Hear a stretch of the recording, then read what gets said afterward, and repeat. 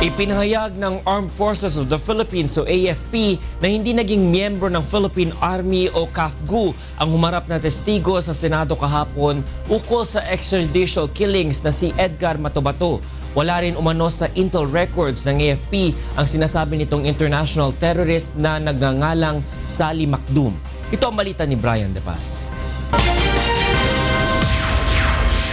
Hindi totoo na naging sundalo ang nagpakilalang naging miyembro umano ng Davao Death Squad na si Edgar Matobato.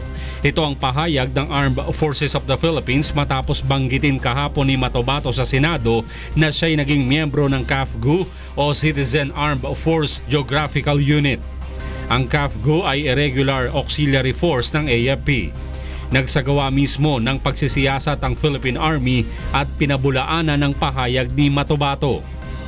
Based from the records of the Philippine Army, there is no Edgar Matobato in their records, whether as a regular Army personnel or has been an Army personnel or a member of the CAFGU.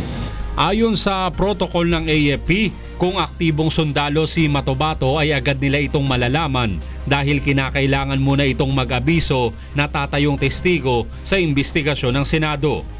Ayon pa sa AFP, walang Sally Macdum na terorista ayon mismo sa kanilang intelligence records.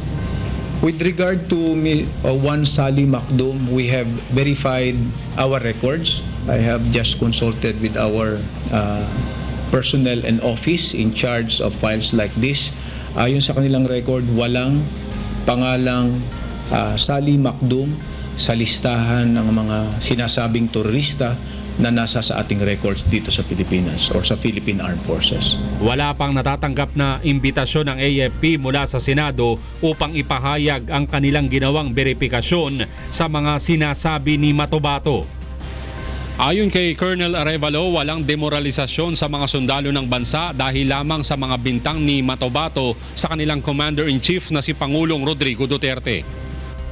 Hindi tayo naapektuhan at hindi tayo dapat maapektuhan kung anong lumalabas doon sa hearing sapagkat meron tayong mas importanteng laban na kailangang ipanalo, may importante tayong gawain at obligasyon na kailangang magampanan at yun ay ang panatilihin na ang kaguluhan ay makonfine lamang sa Mindanao at hindi na ito kakalat sa ibang bahagi ng ating bansa.